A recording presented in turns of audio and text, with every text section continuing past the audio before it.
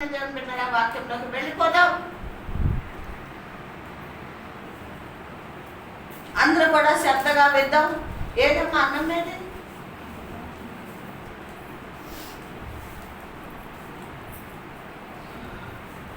వాక్యం చదువుకుందాం. మలాకీ గ్రంథము 3వ అధ్యాయము 14వ వచనం.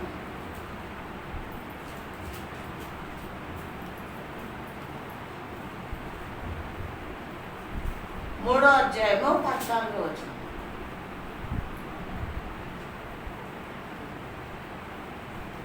దేవుని సేవ చేయుట నిష్ఫలమనియు ఆయన ఆజ్ఞలను గైకొని సైన్యములకు అధిపత్య యెహోవా సన్నిధిని మనము దుఃఖప్రాంతులుగా తిరుగుట వలన ప్రయోజనం ఏమనియు గర్విష్ఠులు ధన్యులగుదనియు యెహోవాను శోధించు దుర్మార్గులు వర్ధిల్లుదనియు వారు సంరక్షణ పొందుదురనియు మీరు చెప్పుకుంటున్నారు. చాలా ప్రార్థన చేస్తాం. స్తోత్రం నాయనా, పరిశుద్ధుడా యేసయ్య, మీకే వందనాలు, మీకే స్తోత్రాలు ప్రభా. గడిచిన పునరుద్ధాన దినము నుంచి ఇదిగో దేవా ఈ పునరుద్ధాన దినం వరకు ప్రతి ఒక్కరిని ప్రభా మిమ్మల్ని ప్రేమించినా ప్రేమించకపోయినా, ప్రార్థించినా ప్రార్థించకపోయినా, వాక్యం చదివినా చదవకపోయినా, అయ్యా ఆరాధించినా ఆరాధించకపోయినా ప్రభు అందరినీ కూడా ప్రభు సజీవులతో ఉంచారు, ఆరోగ్యవంతులుగా ఉంచారు. వాళ్ళ పనుల్లో అందరికీ తోడుగా ఉండి మీ నామాన్ని మహిమ తెచ్చుకున్నారు. ప్రభా బిడ్డలందరూ కూడా అది గ్రహించి ప్రభా వారమంతా నేను ప్రభు దగ్గరికి వెళ్ళకపోయినా నన్ను సజీవులెక్కలో ఉంచాడే నా ప్రభు అని కృతజ్ఞత కలిగి మీ పాదాల దగ్గర మొరపెట్టుకున్నటకు కృప దయచేయండి ప్రభా. మీకే వందనాలు. వాక్యం శ్రద్ధగా వినుటకు అయా భయభక్తులు కలిగి నడుచుకున్నటకు మీ కృప దయచేయండి ప్రభా. నాయన బలహీనలైన నన్ను జ్ఞాపకం చేసుకుని బలపరిచి ప్రభా మీ స్తోత్రం అయా. పరిశుద్ధాత్మ శక్తి అగ్ని అభిషేకంతో నింపి నాయనా ఆత్మపూర్ణుడా మీరు నాలో ఉండి నాతో ఉండి నాయనా మీ స్తోత్రం మీ అమూలమైన జీవపు మాటలు ఆయన నా ద్వారా పలికించి నాతో మాట్లాడండి, బిడ్డలందరితో మాట్లాడి అయ్యా సిద్ధపాటు కలిగి ఉండుటకు మీ కృప దయచేయమని యేసయ్య నామంలో ప్రార్థించి అడిగి వేడుకుంటున్నాం తండ్రి. ఆమేన్. హల్లెలూయా, హల్లెలూయా, హల్లెలూయా. మంచిది ప్రేమల దేవుని కదా. ఇప్పుడు చదివిన వాక్య భాగము ఎంతమందికి తెలుసు? ఇది నేను విన్నాను, ఇది మీరు చెప్పారు అన్న ఎంతమందికి గుర్తుంది? ఎప్పుడు చెప్పాను, ఎప్పుడు చెప్పాను, మీరు ఎప్పుడు విన్నారు? అమ్మా అంతకుముందు వారం చెప్పానా? ఇంకా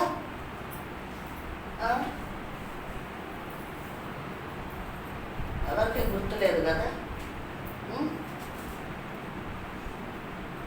ఎవరికి? పరిమళ ఒక్కతే వచ్చింది ఆదివారం చర్చికి, జీవ రాలేదు. పరిమళ ఒక్కతే వచ్చిందా? మౌనిక నువ్వు రాలేదా? మల్లేశ్వరి నువ్వు రాలేదా? ఎందుకు రాలేదు? వచ్చావు వచ్చావు. మా అత్తమ్మ నువ్వు రాలేదా?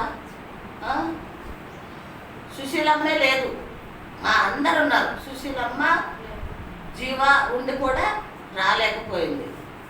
మరి అదే నీ పక్కింటోళ్ళో నీ పొరుగింటోళ్ళో నీ ఇంట్లో వాళ్ళో నీ బంధువులో నీ పిల్లలో నీ భర్తో ఏదన్నా చేశారనుకోండి, అది మర్చిపోతారా? మర్చిపోతారా? టక్కని చెప్పండి, నేను అడిగిన దానికి సమాధానం. ఏమండి? మర్చిపోరు. అదే గుర్తు చేసుకుంటుంటారు, అదే గుర్తు చేసుకుంటూ ఉంటారు. చిన్నది సుష్టమైనది లోక సంబంధమైనది చేస్తేనే అమ్మో నాకు అంత మేలైంది, ఇంత మేలైంది, అంత సహాయం దొరికింది అని ఇంత చేశాడు, అబ్బా మా ఆయన మంచోడు, అబ్బా నా భార్య మంచిది, నా పిల్లలు మంచోడు అని చెప్పుకుంటామే.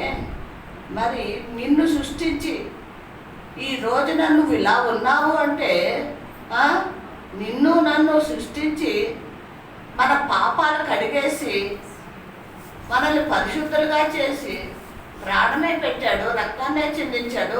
ఈ క్షణం వరకు ప్రభు నీ నీతో నాతో ఉన్నాడు కదా, మరి ఆయనను గుర్తు చేసుకోము ఎందుకు? ఏమండి, ఆయనను ఎందుకు పూజించము, ఎందుకు ఆరాధించము, ఎందుకు ప్రార్థించము? అంటే ఆయన కనపడతలేదన్నా? అంతేనా? ఆయన కనపడతలేదనా? కనపడుతున్నాడనా? మనిషి అయితే కనపడుతున్నారు, దేవుడైతే కనపడడు. అందుకు మనము ఆయనని గుర్తు చేసుకో. ప్రియమైన దేవుని బిడ్డలారా, ఇక్కడ మళ్ళీ క్లియర్గా వినండి, జాగ్రత్తగా వినండి. ఒక దుర్మార్గుడు మాట్లాడుతున్న మాటలు ఇవి, అపవాదగాడి సంబంధి మాట్లాడుతున్న మాటలు ఇవి, లోకస్తుడు మాట్లాడుతున్న మాటలు ఇవి. ఎందరిలో ఈ మాటలు ఉన్నాయి, ఈ ఆలోచనలు ఉన్నాయి? ఒకసారి జ్ఞాపకం చేసుకోవాలని నేను మరొకసారి రిపీట్ చేస్తున్నాను ఈ మాటలు. చదవండి మరొకసారి. ఏమంటే దేవుణ్ణి సేవించుట నిష్ఫలమని ఆయన ఆజ్ఞలు గైకొనుటకు సైన్యములకు అధిపతి యెహోవా సన్నిధిని మనము దుఃఖాకాంతులుగా తిరుగుట వలన ప్రయోజనం ఏమని గర్విష్ఠులు ధన్యులవుతురని యెహోవాను శోధించుచు దుర్మార్గులు వర్ధిల్లుదురని అని చాలు. నిజమేనా? అర్థమైందా మీకు? ఏం చేయొద్దని? దేవుణ్ణి సేవించొద్దు, తర్వాత ఆయన ఆజ్ఞలు గైకొను సైన్యములకు అధిపతియగు యెహోవాను సన్నిధికి దుఃఖాక్రాంతులుగా తిరుగుట వలన ప్రయోజనమేమీ లేదు. ఏమండి, ఆయన తట్టు తిరగొద్దంట, దుఃఖాక్రాంతులై ప్రార్థన చేయొద్దంట. మూడోది ఏమన్నాడు? దుర్మార్గులు ఏమవుతారంటండి?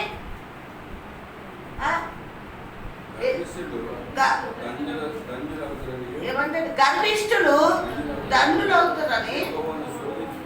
ఏమంటండి? ధన్యులు ఎవరంటే ధన్యులు అవుతారు? యెహోవాను శోధించేవారు ధన్యత పొందుకుంటారంట.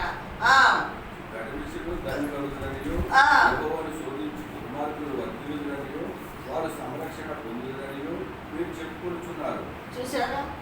ఆయన్ని శోధిస్తే వాళ్ళు ధన్యులు. ఎవరు? దుర్మార్గులు చెప్పుకుంటున్నారు. ఇవన్నీ కూడా ఈ దుర్మార్గులు మాట్లాడుతున్నారు. దేవుణ్ణి ఏం చేయొద్దు? ఆరాధించొద్దు. తర్వాత ఆయనని కన్నీరు విడిచి ప్రార్థన చేయొద్దు. కన్నీరు విడిచి ప్రార్థన చేయొద్దు. దుర్మార్గులు దేవుణ్ణి శోధించేవారుగా ఉన్నప్పుడే వాళ్ళు ధన్యులు అవుతారంట. ప్రియమైన దేవుని బిడ్డలారా, వీళ్ళు ఎవరు అంటే అపవాది సంబంధులు. వీళ్ళు ఎవరండి? అపవాది సంబంధులు. యేసయ్య సంబంధుల. మనము పరిశోధించుకుందాం, పరీక్షించుకుందాం. ఈ మాటల్లో ఏ మాటలు మన హృదయాల్లో ఉన్నాయి? ఈ మాటల్లో ఏ మాటలు మన హృదయంలో ఉండి దేవుని దగ్గరకు రావడానికి నిర్లక్ష్యం చేస్తున్నాం, ప్రార్థించుటకి నిర్లక్ష్యం చేస్తున్నాం, కన్నీరు విడిచి ఉపవాసముతో దేవుని దగ్గర మొరపెట్టుకుంటున్నాం, నిర్లక్ష్యం చేస్తున్నాం. అపవాదగాడి ఆలోచనలు మనసు మనలో ఉన్నాయడలా వీళ్ళు ఏమవుతారంట తెలుసండి? చదవండి. ఎక్కడి నుంచి చదువుతారంటే 18 నుంచి చదవండి. అప్పుడు నీతి గల వారెవరో, దుర్మార్గులు ఎవరో, దేవుని సేవించు వారెవరో, ఆయనను సేవించు వారెవరో వీరు తిరిగి కనుగొంటుంది. ఏలయనగా నియమింపబడిన దినము వచ్చుచున్నది. ఏ దినం అంటే? నియమింపబడే దినము వచ్చుచున్నది. కొలిమి కాలునట్లు కాలును.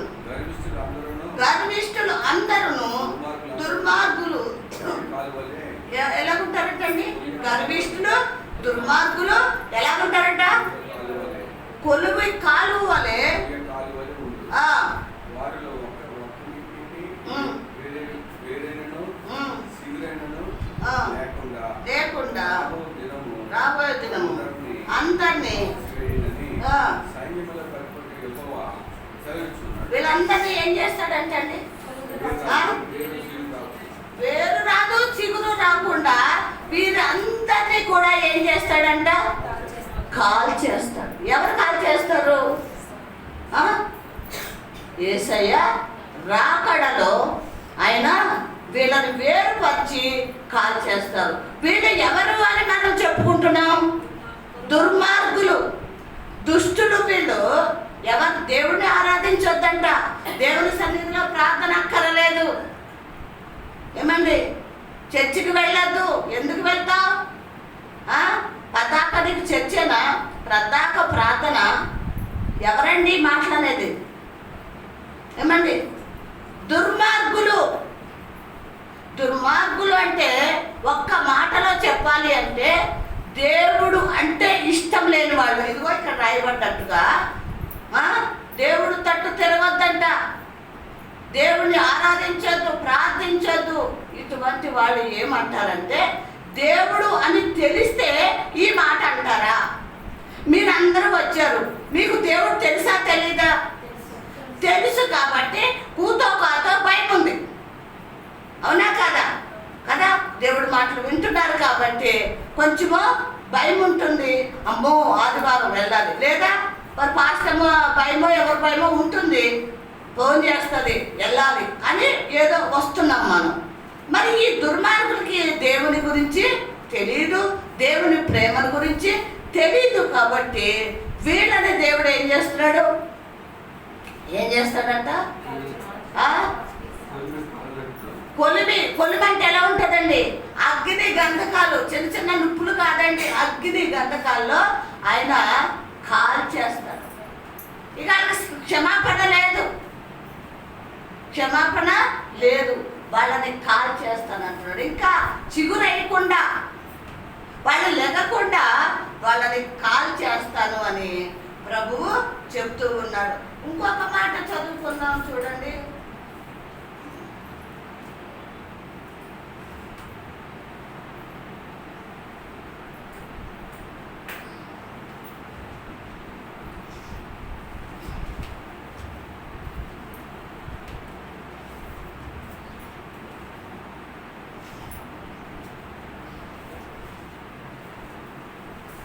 ఎప్పుడైనా రాసినట్లుగా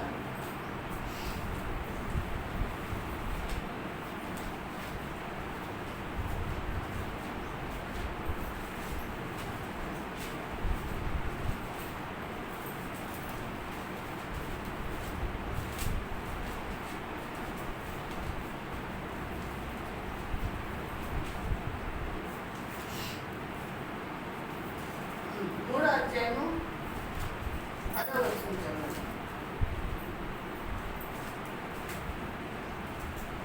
కావున నేను ఆ తరము వారి వలన విసిగి మీరు ఎల్లప్పుడూ తమ హృదయ ఆలోచనలో తప్పుకోతున్నారు. ఆ మార్గం నేను తెలుసుకోలేదు కనుక నేను కోపంతో ప్రమాణం చేసినట్లు వారు నా విశ్రాంతిలో ప్రవేశింపరని చెప్పింది. ఏం చేశారంటే వీళ్ళు ఎవరి గురించి తెలుసుకోలేదంట? యేసయ్య గురించి వాళ్ళు తెలుసుకోలేదు. కాబట్టి ఆయనకి ఏమొచ్చింది? కోపం వచ్చి ఏం చేశానంటున్నాడు? నా విశ్రాంతిలో వాళ్ళు ప్రవేశించలేదు. ఎవరు చేశారు? మనం ప్రవేశించాలంటే ఎవరు చేయాలండి? వెళ్ళాలన్నా వెళ్ళకూడదన్నా చేయవలసింది ఎవరు? ప్రియమైన దేవుని బిడ్డలారా, ఇక్కడ ప్రభు అంచె దినాల్లో ప్రభు మనతో మాట్లాడుతూ ఉన్నాడు. మనము దేవుని మార్గంలో నడిస్తే, దేవుడి మాట వింటే, దేవుని మార్గంలో మనం నడిచేవారంగా, ఆరాధించి ప్రార్థించేవారంగా, భయభక్తులు కలిగి, నూతన మనసు కలిగి, మన హృదయంలో వాక్యం అనే దేవుని మాటలు భద్రపరుచుకుని సిద్ధపడితేనే ఆయన విశ్రాంతిలో ప్రవేశిస్తాం. లేకపోతే ప్రవేశిస్తామా? ఇంకా ఏమన్నాడు చదవండి.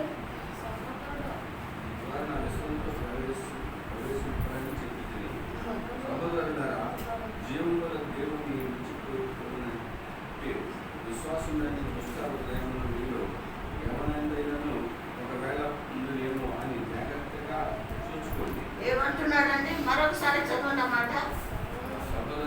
సహోదరులారా, జీవము గల దేవుణ్ణి విడిచిపోవునట్లు విశ్వాసము లేని దుష్ట హృదయము మీలో ఉన్నదేమో.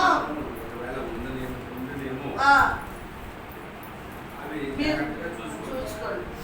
ఏమంటండి? మన హృదయంలో ఏమి ఉండాలి, ఏమి ఉండకూడదు. దుష్ట హృదయం ఉందేమో చూచుకోండి. ఉన్న ఎడల ఏమైపోతాం?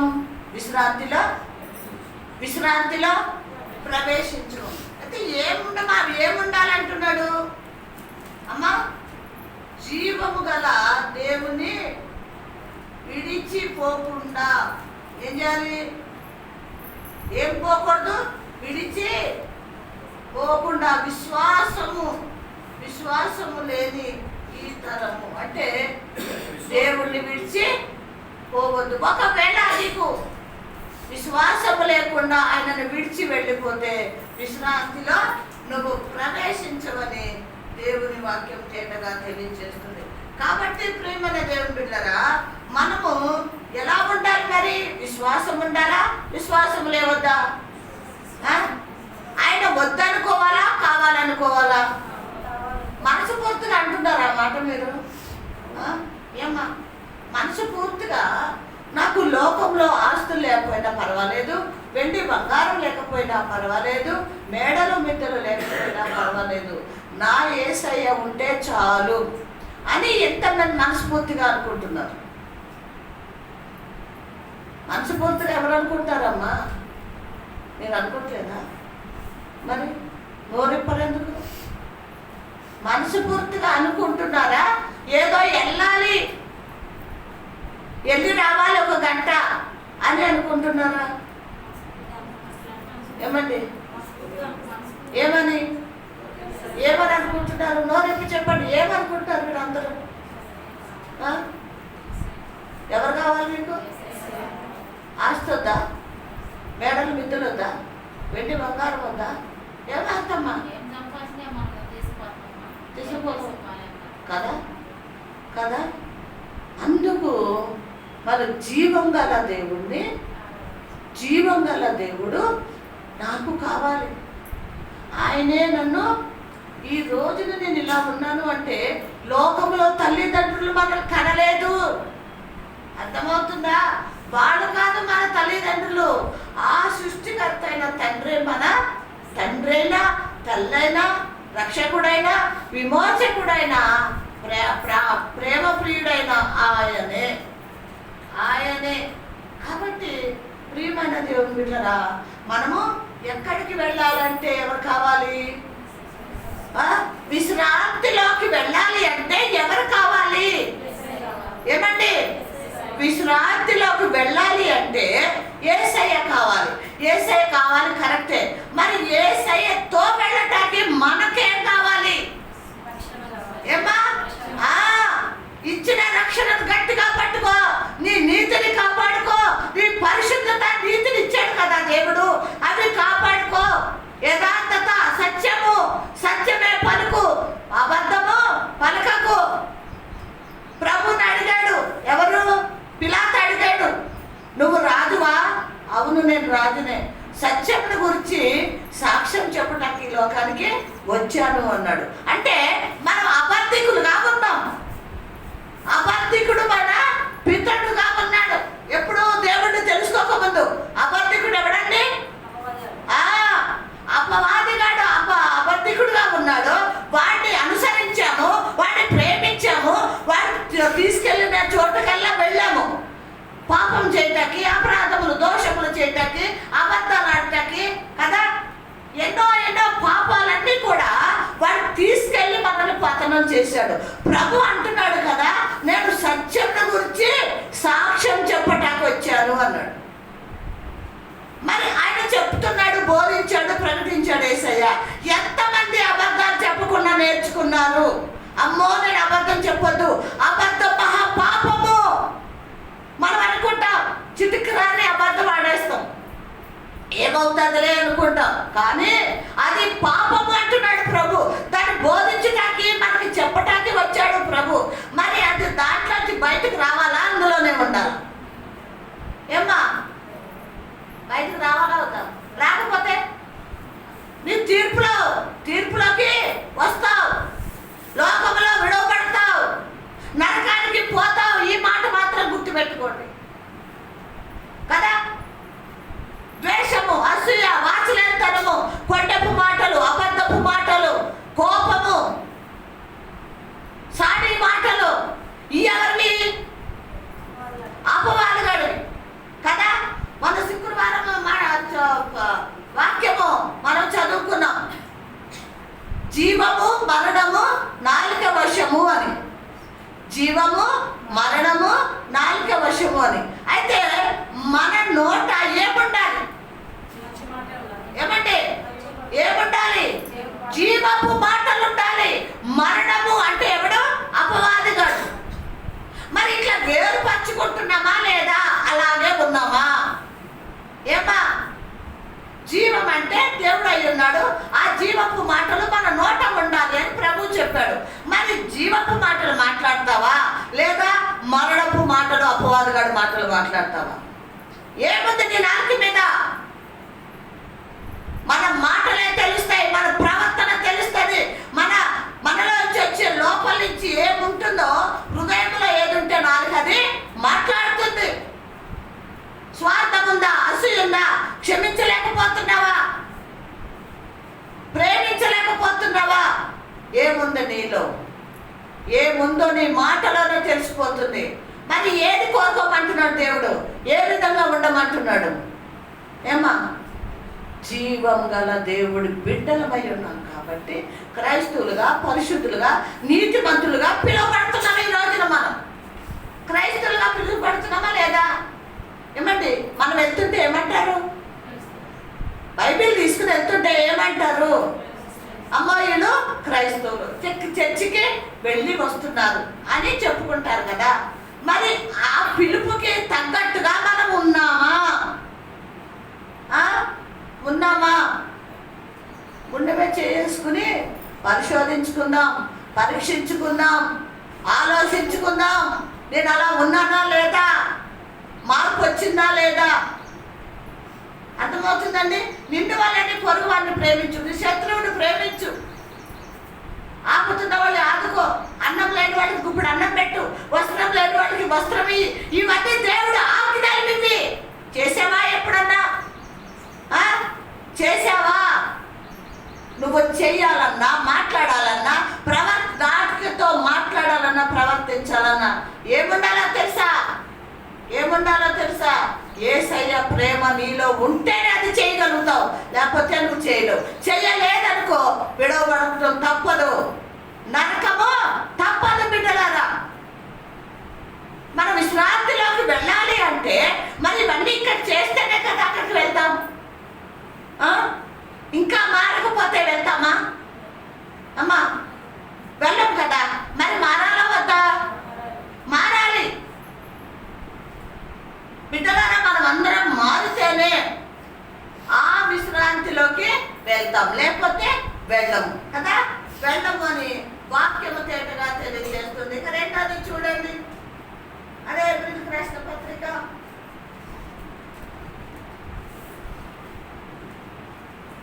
3వ అధ్యాయము 10వ వచనం చదివారా? చదివారు కదా. కింద చూడండి, 4 మొదటి నుంచి చదవండి. అదే ఆయన ఒక్క విశ్రాంతిలో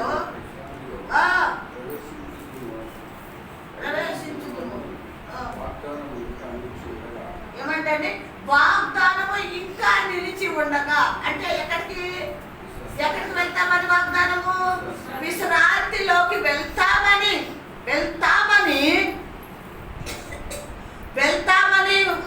మనకి విశ్వాసం ఉందా? వెళ్ళములే, ఇవన్నీ మనం ఏం చేస్తున్నాం, ఏం చేయట్లేదులే అనుకుంటున్నామా? వెళ్తాము అన్న విశ్వాసముతో ఈ వాగ్దానాన్ని చేతపడుతున్నామా? ఏం చేయాలో తెలుసా? వాక్యాన్ని విన్న తర్వాత మేము వెళ్తాము. హల్లెలూయా.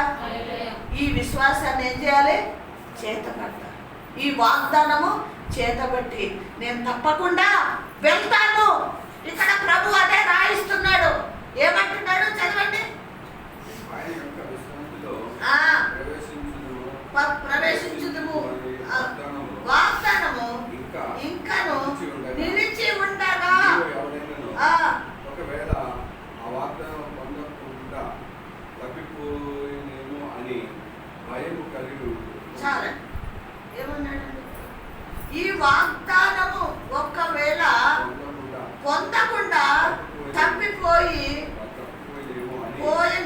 అని కలుగుందు వారికి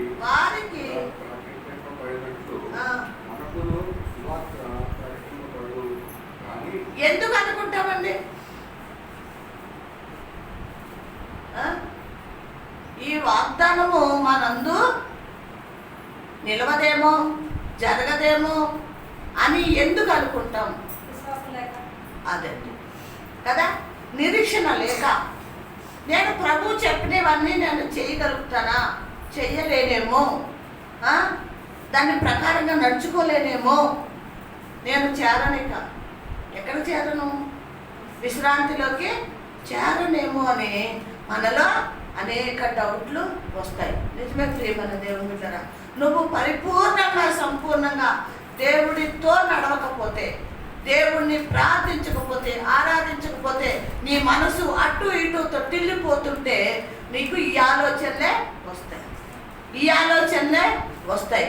నువ్వు ప్రభు వైపే చూస్తూ, ప్రభు చెప్పాడు నువ్వు క్రీస్తుతో కూడా లేపబడితే ఏం చేయమన్నాడు? ఏం చేయాలమ్మా? మీరు బాప్టిజం తీసుకున్నారా? ఎంతమంది తీసుకున్నారు బాప్టిజం? మరి బాప్టిజం తీసుకున్నాం, మేము రక్షణ పొందుకున్నామన్న విశ్వాసం మీకుందా? ఉందా? ఇప్పుడు బాప్టిజం తీసుకోకముందు అప్పుడు ఆ క్షణం వరకు మనము పాపులము, మట్టి వాళ్ళము కదా, అపవాది సంబంధులు. ఎప్పుడైతే బాప్టిజం తీసుకుని రక్షణ పొందుకున్నాక మనము లోక సంబంధులమా? ఏమండి, లోక సంబంధులమా? అపవాది సంబంధులమా? కాదు కదా. కాదు అనే విశ్వాసం ఉందా మీకు? నేను కాను అని విశ్వాసం ఉందా? విశ్వాసం ఉంటే కిందున్న వాటిని వెతకొద్దు అన్నాడు. అంటే కిందున్నవంటి ఏంటవి? కింద ఏమున్నాయండి? కింద ఏమున్నాయమ్మా? చెప్పండి, కింద ఏమున్నాయి? కింద ఏమున్నాయి? ఇప్పుడు మనం నిలిచి ఉంది ఎక్కడ? లోకంలో నిలిచి ఉన్నాం. లోకంలో ఉన్నవన్నీ ఆశించటమే కిందున్నాయి వెతకటం. ఉదాహరణకి ఉపవాస ప్రార్థన 3 రోజులు, నెలలో ఆఖరి రోజుల్లో 3 రోజులు అని మొన్న చెప్పాను. ఎంతమంది గుర్తుందన్నమాట? అందరూ వచ్చారు ఆ రోజు ప్రేయర్కి కదా. శుక్రవారం, శనివారం, ఆదివారం 3 రోజులు ప్రార్థన చేసుకున్నాం. 3వ రోజు బల్ల ఆరాధనలో బల్ల తీసుకున్నాం పరిశుద్ధంగా చెప్పాను. ఓకేనా? అది అనుకున్నాక కూడా మనం అది చెయ్యలేదనుకో, నువ్వు ఏ సంబంధివి? ఏమండి? అది ఇప్పుడు శుక్రవారం ఆరాధన కంపల్సరీ ఉంటుంది కదా, అది నడుస్తూనే ఉంది.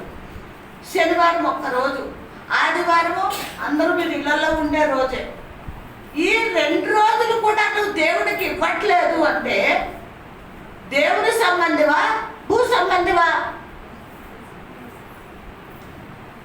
చెప్పండి, ఎవరి సంబంధం నువ్వు?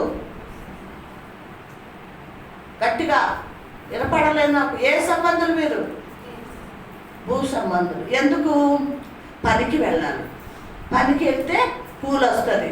పాస్టమ్మ చెప్పినట్టు నేను శుక్రవారం మానేసి శనివారం మానేస్తే కూలి ఎక్కడి నుంచి వస్తుంది అనే ఆలోచన. అవునా కదా? నిజమా అబద్ధమా ఈ మాట? నిజము. కదా. ఏం చేస్తున్నారు? నేను చెప్తున్నాను కానీ ఎవరు కూడా శుక్రవారాలు 2 రోజులు మాని చర్చికి రావట్లేదు. అంటే ఏంటి?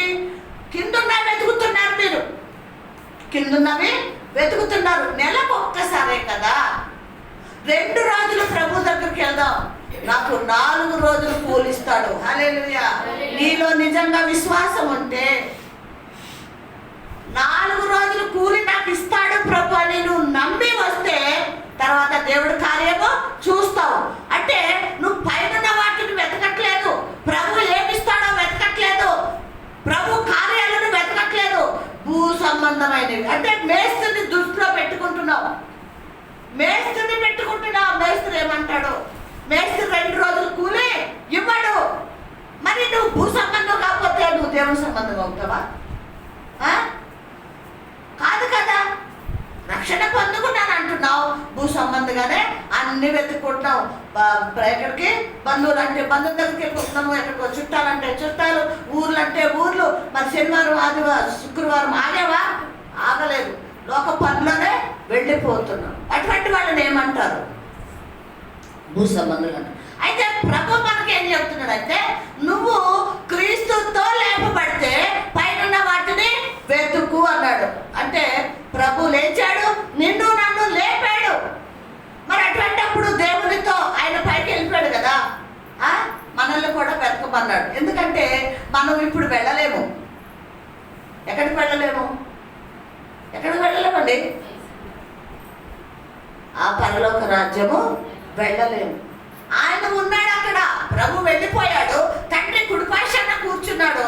ఇప్పుడు మనం ఏం చేయాలంటే ఆయన వచ్చే వరకు కూడా మనం వెళ్ళటానికి మనకి మార్గం లేదు. ఎందుకంటే పాపులుగా ఉన్నాం కాబట్టి. ఇప్పుడు ఏమంటున్నాడంటే మీరు రాలేరు కాబట్టి ఇప్పుడు ఏం చేయండి? నన్ను వెతకండి, నా నీతిని వెతకండి, నా రాజ్యాన్ని వెతకండి. అర్థమవుతుందా? అప్పుడే మనము ఆయనతో పాటు మళ్ళీ ఎత్తబడతాం. ప్రభు వస్తాడు కదా, అప్పుడు వెతబడతాం. నువ్వు కిందయే వెతుక్కుంటా కూర్చుంటే సంపాదనలో ఆగుతలేదు, ఎక్కడికి వెళ్ళే చోట ఆగుతలేదు, ఊర్లు వెళ్ళే చోట ఆగుతలేదు, వెళ్ళిపోతూనే ఉన్నావు. అవి ముఖ్యం అంటున్నావు, నువ్వు అది అవసరం అంటున్నావు. కానీ దేవుడు అవసరం అంటున్నామా? ఏంటి అంటున్నామా? మనము సంఘానికి వచ్చినప్పుడే యేసయ్య, గంట వాక్యం వినేటప్పుడే యేసయ్య అంటున్నాం. తర్వాత యేసయ్య మనకి గుర్తు రావట్లేదు. కాబట్టి ప్రియమైన దేవుని బిడ్డలారా, తీర్పులోకి వస్తాం. జాగ్రత్త. తీర్పులోకి వస్తామా? రామా? వస్తాం. పైన వాళ్ళు వెతకమంటే వెతకట్లేదు మనం. మరి తీర్పులోకి రావా? వస్తావు తప్పకుండా. ఇంకేమన్నాడు? చదవండి, చదవమ్మా. అర్థమేనా?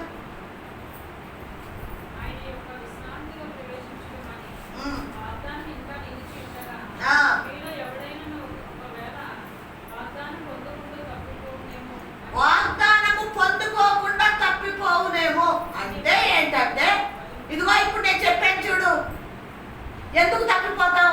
వాగ్దానం నెరవేర్చం కాబట్టి తప్పిపోతాం. వాగ్దానం ఏం చేయము? నెరవేర్చం కాబట్టి తప్పిపోతాం.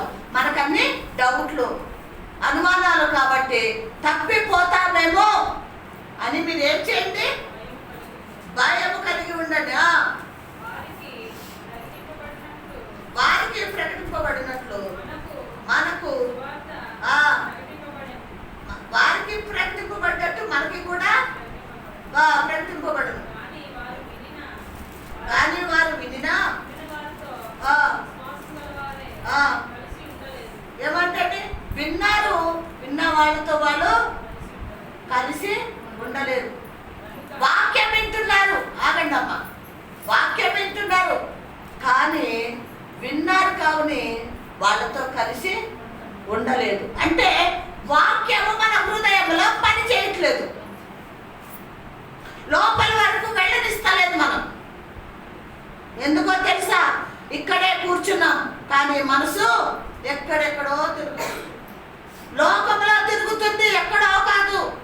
ఇళ్ళ మీద, బయట ఉన్న భర్తల మీద, లేదా ఇంకా ఎక్కడెక్కడో తిరుగుతుంది. కాబట్టి ఈ పరిశుద్ధమైన వాక్యము మన హృదయంలోకి వెళ్ళట్లేదు. వెళ్ళట్లేదు కాబట్టి ఏం చేయట్లేదు, మనము మాట వినట్లేదు. వాక్యమే నీ హృదయంలోకి వెళ్ళింది అనుకోండి, ఏం చేస్తావు? వాక్యము నిన్ను బెదిరిస్తుంది, నేను గద్దిస్తుంది, బుద్ధి చెప్తుంది వాక్యం. ఎవరికి కూడా వాక్యము హృదయంలోకి వెళ్ళట్లేదని నొక్కి ఒక్కరించి చెప్తాను. నేను ధైర్యంగా చెప్తాను ఈ మాట. నేను ఎందుకో తెలుసా? కూర్చుంటున్నారు, నన్ను చూస్తున్నారు, కానీ మీ హృదయాలు ఇక్కడ లేవు. నిజమా అబద్ధమా? ఏమా నిజమేనా? ఎవరెవరి ఆలోచనలు వాడికి ఉన్నాయి. కాబట్టి దేవుని మాటకి మనము విలువ ఇవ్వట్లేదు. ఆ వాక్యం ఏం చేస్తుందంటే అపవాదిగాడు వచ్చి ఎత్తుకుపోతున్నాడు. అపవాదిగాడు వచ్చి ఏం చేస్తున్నాడు తెలుసా?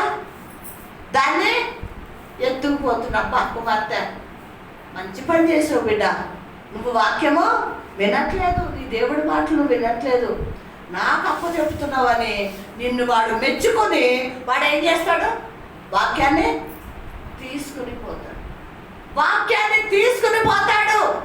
అందుకే మనకు వినట్లేదు, మనలో పని చేయట్లేదు వాక్యం అని దేవుడు మనకి ఈ విధంగా మాట్లాడుతున్నాడు. ప్రియమైన దేవుని బిడ్డలారా, ఈ రోజైనా ఇప్పుడైనా ప్రభువా నన్ను క్షమించు ప్రభువా, నేను వెళ్తున్నాను మందిరానికి, కానీ వాక్యము సరిగ్గా వినట్లేదయ్యా, నా హృదయంలోకి చేరట్లేదు ప్రభా, అందుకే నేను మీ మాట శ్రద్ధగా వినలేకపోతున్నాను, మిమ్మల్ని ఆరాధించలేకపోతున్నాను, ప్రార్థించలేకపోతున్నాను, నా భర్తను మార్చుకోలేకపోతున్నాను. నా భర్తని మార్చుకోలేకపోవటానికి కారణం ఏంటంటే మీ జీవపు గల మాటలు, శక్తివంతమైన మాటలు నేను గట్టిగా పట్టుకుంటలేదు, దాన్ని విశ్వసించట్లేదు, నేను ప్రార్థన చెయ్యట్లేదు, కాబట్టి నా భర్త మారలేదు. ఏమ్మా, మీ భర్త లాంటి భర్తే కదా నా భర్త కూడా. మరి ఈయన ఎందుకు మారాడు? నీ భర్త ఎందుకు మారట్లేదు? నీకు విశ్వాసం లేదు, నిరీక్షణతో ప్రార్థన లేదు, నీకు మోకాళ్ళకు లేదు, కన్నీటి రోదన లేదు, అందుకే నీ భర్త మారట్లేదు. నువ్వు మారి నీ భర్తను మార్చడానికి ప్రయత్నించు, దేవుడు మారుస్తాడు. నువ్వే మారట్లేదు. ఎప్పుడైనా మీ ఆయన అన్నారా మిమ్మల్ని? చర్చికి వెళ్తున్నావు కానీ ఏం మారావు నువ్వు అనే అనుభవం మీకు వచ్చిందా? వచ్చిందమ్మా మీకు? అన్నారా ఎప్పుడన్నా మీ భర్తలు మిమ్మల్ని? చర్చికి వెళ్తున్నావు అని ఏం లాభమే, నువ్వు తిడతావు, నా మీద కొట్లాడతావు, నన్ను అనుమానిస్తున్నావు అని అన్నారా మీ భర్తలు? మిమ్మల్ని నేను అడిగేది. ఉన్నది నేను చెప్పండి, అబద్ధాలు చెప్పదు, ఉన్నది ఉన్నట్టు చెప్పండి. దేవుడు వింటున్నాడు. చెప్పండి అమ్మా. అవునికా నిన్ను అన్నాడా మీ ఆయన ఎప్పుడన్నా? నువ్వు చర్చికి వెళ్తున్నావు కానీ నువ్వే మారలేదు, నాకేం చెప్తున్నావు అని అన్నాడా? అనలేదు. నిన్ను అన్నాడా? అన్నాడా? అది ఒక క్యాండిడేట్ పడిపోయింది. నిన్ను మారుతామా యథార్థంగా చెప్పింది ఆ పిల్ల, అనలేదు. నిన్ను మారుతామా అంటే మీ ఆయన వస్తాడు కాబట్టి నిన్ను అన్నాడు. నిన్ను మౌలి రేపుకా అనలేదు. సుశీలమ్మ నిన్ను అనలేదా? అంటే మీరు కరెక్ట్ ఉన్నారా? మరి మీరు చెప్పండి. సరే, వాళ్ళ సంగతి వదిలేద్దాం. మీరు చెప్పండి. మీ హృదయానికి మీకు తెలుసు కదా. నాకైతే తెలియదు మీ మనసులో, నా మనసు నీకు తెలియదు, నీ మనసు నాకు తెలియదు. మరి మీరేమంటారు? మరి మళ్ళీ నువ్వేమంటావు? చెప్పు. నువ్వు మాట్లాడతావు, మాట్లాడతారు.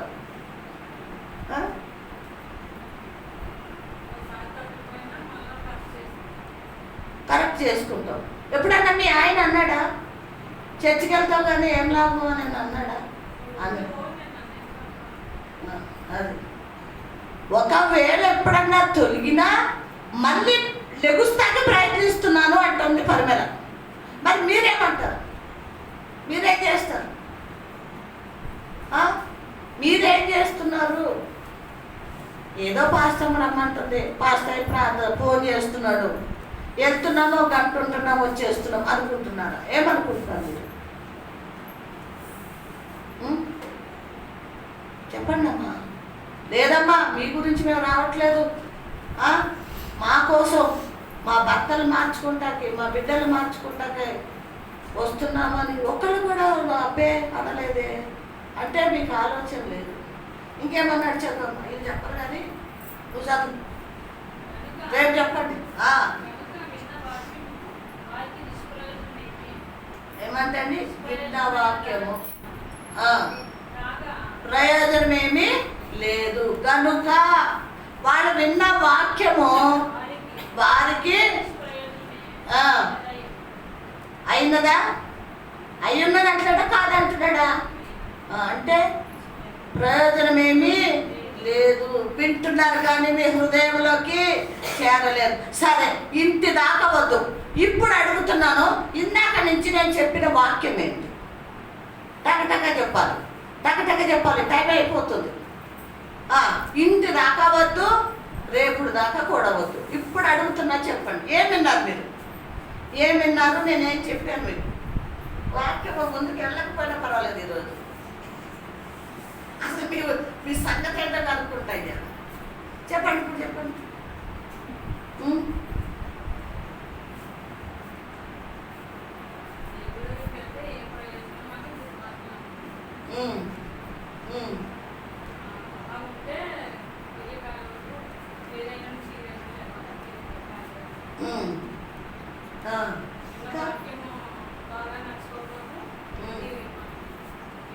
ప్రయోజనమేమి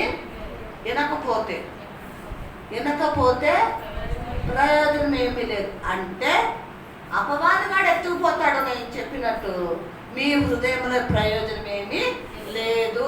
మీ హృదయం ఖాళీగానే ఉన్నాయి. వాడు ఏడుతున్నాడు మిమ్మల్ని. ఎవడాడు? దేవుని అమూల్యమైన మాటలు, జీవంగల మాటలు నీ హృదయంలోకి రాకుండా ఆల్రెడీ వాడు నివాసం ఉన్నాడు అక్కడ. ఎక్కడ ఉన్నాడు? కాబట్టి ఈ మాటలు వాడు రానివ్వట్లేదు. నువ్వు కూడా ప్రభువా నన్ను క్షమించు, అపవాదిగాడు నాలో పనిచేస్తున్నాడు, వాటిని దూరపరిచి ప్రభువా మీరు మాట్లాడండి, నాతో మీరు మాట్లాడండి అని మీరు అడిగితే దేవుని మాటలు వెళ్ళును. మీరు అడగలేదు ఎప్పుడు కూడా, మీరు ఎప్పుడు కూడా అడగలేదు. కాబట్టి ప్రయోజనం లేదు. వాక్యం వింటున్నారు కానీ ప్రయోజనమే లేదు. ఇప్పుడు మీ హృదయంలో ఉన్నాయా అని పరిశోధించుకుంటే మీరు చెప్పలేకపోయారు. ఎందుకు లేదు? కాబట్టి ప్రియమైన దేవుని బిడ్డలారా, మనం ఎన్ని సంవత్సరాలు చర్చకు వచ్చి నా ఎదురుగా కూర్చుని విన్నాము అనుకుంటున్నారు. మీరు నా బ్రతుకు మారింది, నా భర్తను మార్చుకుంటాను అని మీరు అనుకుంటున్నారు. కానీ అపవాదిగాడు సిస్టమ్ వేసి కూర్చున్నాడు నీ హృదయంలో. నువ్వు దేవుని మాటలు నీ హృదయంలో చేరాలి అంటే నువ్వు చేయవలసింది మొదట ఏంటో తెలుసా? నీలో ఉన్న అపవాదిగాడిని ఏం చేయాలి? బయటకి గెంటేయాలి. బయటకి గెంటేసి పరిశుద్ధుడైన ప్రభుని నీ హృదయంలోకి చేర్చుకుని మందిరంలోకి వచ్చినప్పుడు నీ హృదయాన్ని సరిచేసుకుని ప్రభువా నాతో మాట్లాడండి, ఈరోజు మీరు మాట్లాడే వరకు నేను కథలు ఇక్కడి నుంచి అని పట్టుదలతో కూర్చో.